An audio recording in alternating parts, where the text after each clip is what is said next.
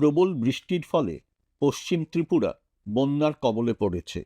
বন্যার জলে আগরতলা শহরের 2 কিলোমিটার দূরের এলাকা প্লাবিত হয়েছে।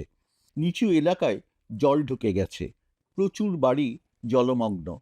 পরিস্থিতি এমনই যে মানুষ ত্রাণ শিবিরে আশ্রয় নিতে বাধ্য হয়েছেন। শনিবার রাত থেকে জল বাড়তে শুরু করে। রোববার পর্যন্ত প্রবল বৃষ্টি হয়।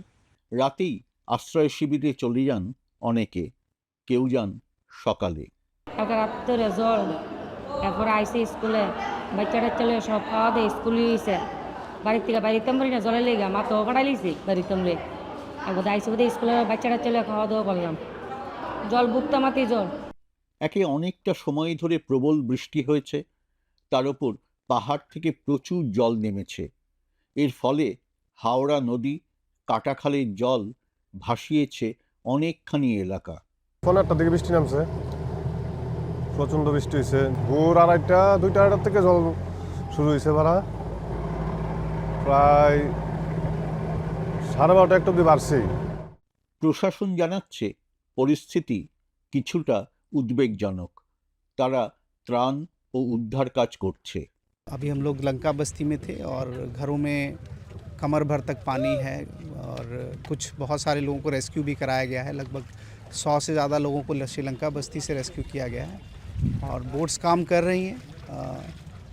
पानी का लेवल बढ़ने की वजह से हावड़ा और कटाखाल में ये कुछ एरियाज़ जो हैं जैसे प्रतापगढ़ है, बल्दा खाल है, इंद्रनगर है, श्रीलंका बस्ती, इन सब एरियाज़ में इफेक्ट हुआ है। জেলা প্রশাসনের তথ্য অনুযায়ী ইতিমধ্যে 12টি ত্রাণ শিবির খোলা হয়েছে। সেখানে 120টি পরিবারের প্রায় 450 মানুষ আশ্রয় নিয়েছেন। তাদের খাবার সহ প্রয়োজনীয় সহায়তা দেওয়া হচ্ছে। প্রশাসনের আশা আগামী 2 দিনের মধ্যে জলস্তর কমতে শুরু করবে এবং পরিস্থিতি ধীরে ধীরে স্বাভাবিক হয়ে আসবে।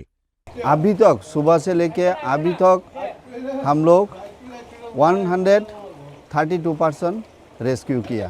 इसमें चाइल्ड भी है और पेशेंट भी था और बुढ़ा जो आदमी है वो लोग भी था।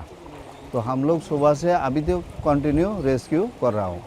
আবহাওয়ার পরিবর্তন হচ্ছে। এখন ভারতের বিভিন্ন রাজ্যে একদিন বা কয়েকদিনের মধ্যে প্রচুর বৃষ্টিপাত হচ্ছে। বদলে যাওয়া পরিস্থিতিতে বন্যা মোকাবিলায় প্রশাসনকে নতুন করে ভাবতে হবে বলে মনে করছেন আবহাওয়াবিদরা।